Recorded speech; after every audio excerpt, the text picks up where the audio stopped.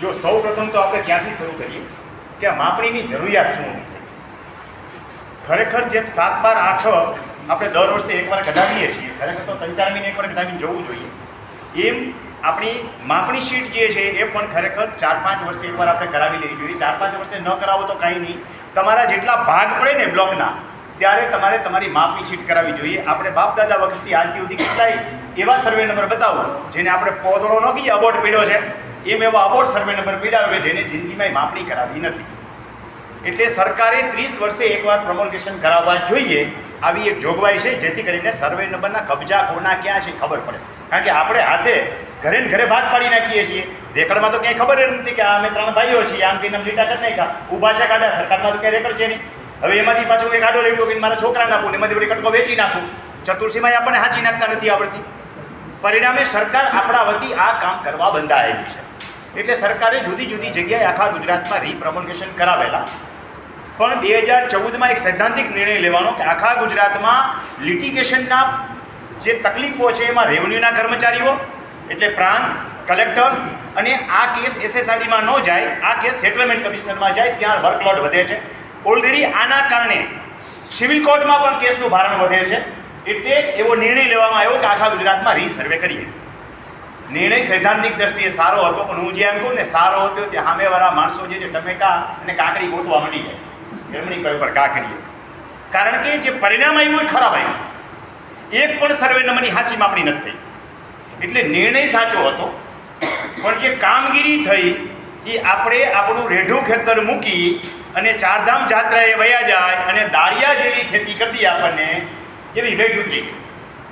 પાછા આપણે જાગૃત નથી. બીજો ભાગ આપણો છે ખેડૂતોનો કે આજની તારીખે જેટલી વાંધા અરજી ગઈ આપણે વાંધા અરજી દેવા તૈયાર નથી. અને ખાસ તો હું ગામ આખાને સમજાવ્યું, મારો હગો ભાઈ નહીં માને, મારો ભાઈ તો માને છે પણ કહેવાનો મતલબ એ છે મારો હગો ભાઈ નહીં માને, આમ કહીને રોડ ઉપર ખેતર આવી ગયું, મારું અંદર આવ્યું રાજી થાય છે. એટલે બે રોડ ઉપર આવી ગયા છો, વાંધા અરજી દો, કોઈએ વાંધા અરજી દીધી નથી. આ ફેબ્રુઆરી સત્રની અંદર 1 વર્ષથી હું ગળા ઝેડતો હતો. ફેબ્રુઆરી સત્રમાં મેં 22 સુધારાઓ સરકારને સૂચવા હતા. એમાંનો એક આ હતો, એમાં લગભગ મેં 250થી વધારે ઈમેલ કરાવેલા છે. મુખ્યમંત્રીશ્રીને ઈમેલ મળ્યો છે, મારો જવાબ આવેલો છે. અનેક મારા ચાહકો છે એની પાસે મેં ઈમેલ કરાવેલા છે. લગભગ ઓછામાં ઓછા 50 ધારાસભ્યોએ મારા વતી રજૂઆતો કરેલી છે. જસ હું નથી કાઢતો, મેં કીધું તું જસ તમે કાઢજો, મારા વતી રજૂઆત કરો, તમારા નામે રજૂઆત કરો. એમાંનો એક સુધારો જે છે મેં સૂચવેલો એમાંથી સરકારે સ્વીકારી લીધો છે, અને એ છે કબજા ફેર હોય, રીસર્વે ક્ષેત્રફળનો તફાવત હોય. સરકારે જે જોગવાઈ કરી હતી કે તકલીફ હોય જેને 2 જણાને સામેવાળાએ સહમતિ આપવી પડે, એફિડેવિટની જોગવાઈ નીકળી ગઈ છે. આ સારામાં સારું કામ થયું. આજ મેં સૂચવ્યું હતું કે સરકારે કરેલી ભૂલ જે છે એમાં સામેવાળાની સહમતિની જરૂરત જ નથી, એ આપે જ નહીં.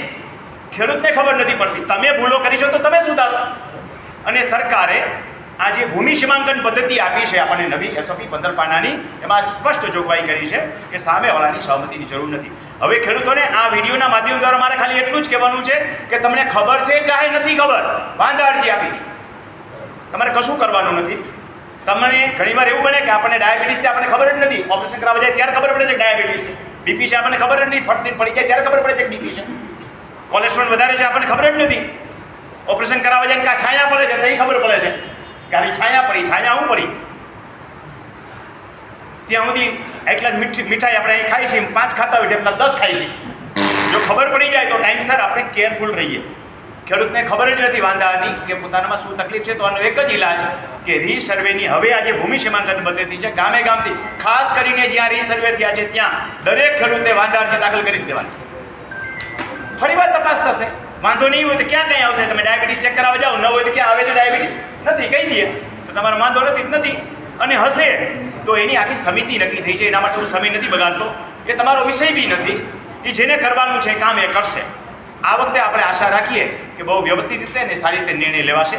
કારણ કે જે SOP છે એ જોતાં તેમ લાગે છે કે કંઈક વ્યવસ્થિત આ વખતે જે છે એ સરકારની નેમ એવું દેખાય છે કે કાંઈક વ્યવસ્થિત આ પ્રશ્નનો ઉકેલ લાવો. એનો શ્રેય પાલભાઈ અને એવી જે વ્યક્તિઓએ આખા ગુજરાતની અંદર ફર્યા છે અને સરકારને પણ અરીસો દેખાણો છે કે ખરેખર આમાં આપણી કંઈક ભૂલ છે અને આ ભૂલો આપણે સુધારવી જોઈએ. નહીંતર આપણે જમીન વારસામાં નથી દઈ જતા, વારસામાં કજિયા દઈને જાય છે. આજ નહીં તો કાલ ડાંગ લઈને બાગશે ડાંગ લઈને, પથ્થર લઈને બાગશે પથ્થર લઈને, પાષાણ યુગની અંદર પાછા જઈ રહ્યા છીએ આપણે. એના માટે સરકારે ભૂમિ સીમાંકન પદ્ધતિ એક સારી એસઓપી આપી છે અને આપણે લોકોએ સૌની એટલી ફરજ બને કે આપણે વાંધા અરજી દાખલ કરી દેવાની. આપણી જે તકલીફ હોય એ ન ખબર હોય તો પણ તમે વાંધા અરજી દાખલ કરી દો. નહીં હોય તો કશું નહીં થાય, કહેશે કે ભાઈ તમારું રેગ્યુલર છે. તો જ્યાં જ્યાં ખાસ કરીને રીસર્વે થયા છે આ 2014-16 વાળા, એ લોકોએ વાંધા અરજી દાખલ કરી દેવી. એટલો જ આ મારે સંદેશો આપ સૌને આપવાનો છે.